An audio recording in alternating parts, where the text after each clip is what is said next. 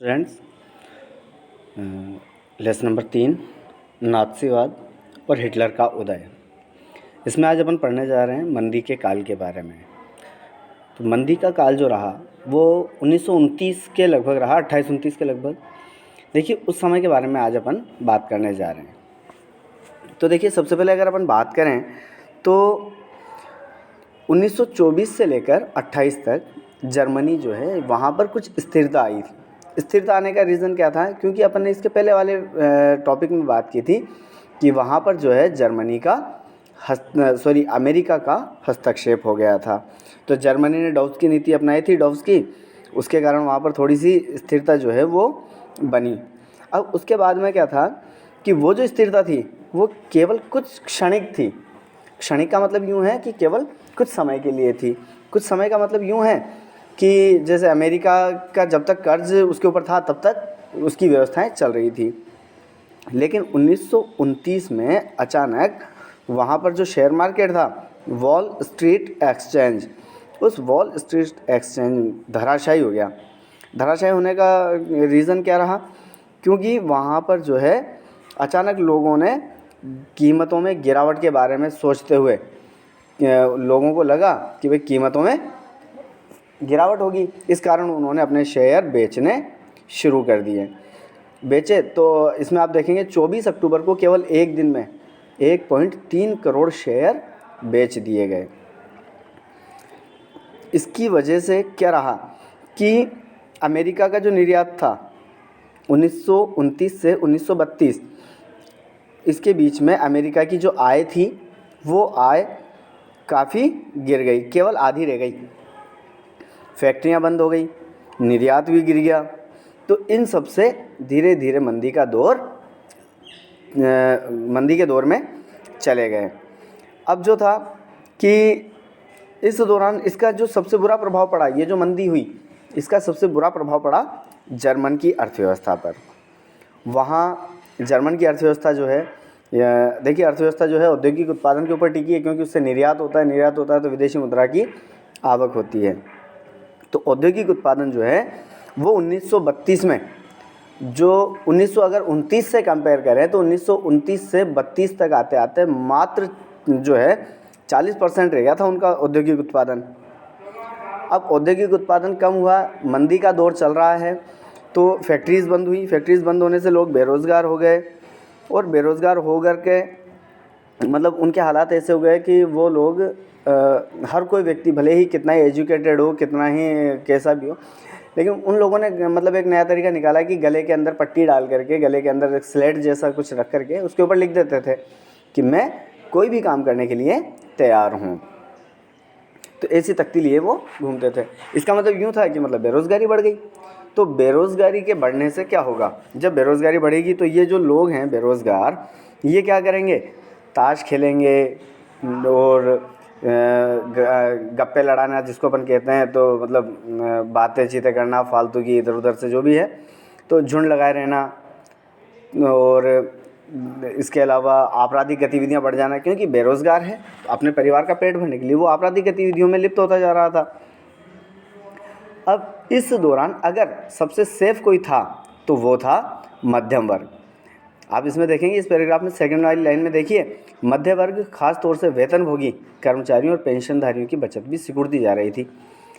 क्योंकि हालांकि ये जो हैं इनके ऊपर विशेष फ़र्क नहीं पड़ रहा था, लेकिन इनकी जो बचत थी वो कम होती जा रही थी। और जो मतलब छोटे मोटे जो व्यवसायी थे, व्यापारी लोग थे, दुकानदार वगैरह, खुदरा व्यापारी अपन कहते हैं, जो अपने आसपास के एरिया में जो दुकान लगाए रखते हैं, ये होते हैं खुदरा व्यापारी। तो ये जो खुदरा व्यापारी, इनकी भी हालतें ख़राब होती जा रही थी। मतलब आप आज के इस दौर से, अभी जैसे कोरोना टाइम चल रहा है, आज के इस दौर से उस चीज़ को कंपेयर कर सकते हैं कि हर एक काम, हर एक व्यवसाय, हर एक रोज़गार जो है वो कम होता जा रहा था। लोगों के रोज़गार छूट गए, कई लोग बेरोज़गार हो गए। कई लोग हैं जिनका जो वेतन था वो कम कर दिया गया, तनख्वाहें कम कर दी गई। तो अब जो है छोटे मोटे जो व्यवसायी थे उनको ये और लगने लगा था कि यार कहीं ऐसा नहीं हो जाए कि अगर ऐसा दौर रहा तो हम भी क्या हो जाएंगे? मज़दूर हो जाएंगे। जैसे आज भी आप देखते होंगे, आज के इस दौर में भी कि कई छोटे मोटे ऐसे व्यवसायी हैं जिन्होंने पहले खुद का काम धंधा था, लेकिन अब बेचारे बेरोज़गार हो गए क्योंकि काम नहीं चल पा रहा। तो अब ये जो है केवल मज़दूर बन कर के रह जाएंगे। अब इसके अलावा देखिए किसान भी बड़े प्रभावित हुए कि किसान जो हैं कृषि उत्पादों में भी गिरावट हुई, उनकी कीमतों में भी गिरावट हुई। मतलब कृषि उत्पाद जैसे फसल वगैरह में इनके जो कीमतें थी वो भी गिर गई। तो उनके गिरने से किसान भी परेशान है। अब इससे महिलाएं जो हैं, महिलाएं भी अपने बच्चों का पेट नहीं भर पा रही हैं, भरण पोषण नहीं कर पा रही हैं, क्योंकि घर में इनकम सोर्सेज ख़त्म हो गए या कम हो गए, तो भरण पोषण सही से नहीं हो पा रहा, तो वो भी परेशान हो रही थी। और वाइमर गणराज्य की बात करें, जब अपन जर्मनी की बात कर रहे हैं तो वाइमर गणराज्य को अपन को पढ़ना पड़ेगा।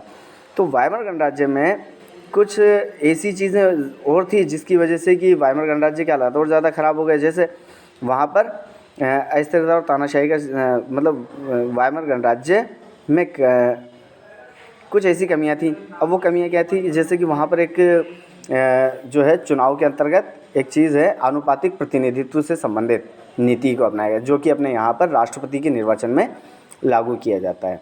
तो वह आनुपातिक प्रतिनिधित्व की वजह से क्या है कि वहाँ पर कभी भी कोई भी एक राजनीतिक पार्टी अपना शासन स्थापित नहीं कर सकती, उसको अपने अन्य राजनीतिक दलों से संगठन बनाना पड़ता है।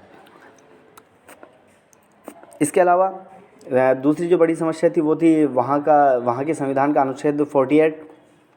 इस अनुच्छेद के अंतर्गत क्या था कि जो राष्ट्रपति है कभी भी आपातकाल लागू कर सकता था, नागरिक अधिकारों को रद्द कर सकता था, अध्यादेश लागू कर सकता था और उनके आधार पर शासन चला सकता था।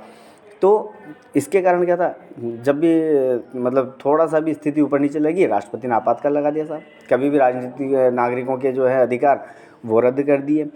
और इसी के कारण ऐसा रहा है कि वहाँ पर कई बार सत्ता गिरी और कई बार बनी, क्योंकि गठबंधन सरकार है। गठबंधन का मतलब यूँ होता है कि एक से अधिक जो राजनीतिक दल होते हैं वो मिलकर के गठबंधन करते हैं। जैसे कि अभी भारत की अपन बात करें तो यूपीए और एनडीए, मतलब कांग्रेस प्लस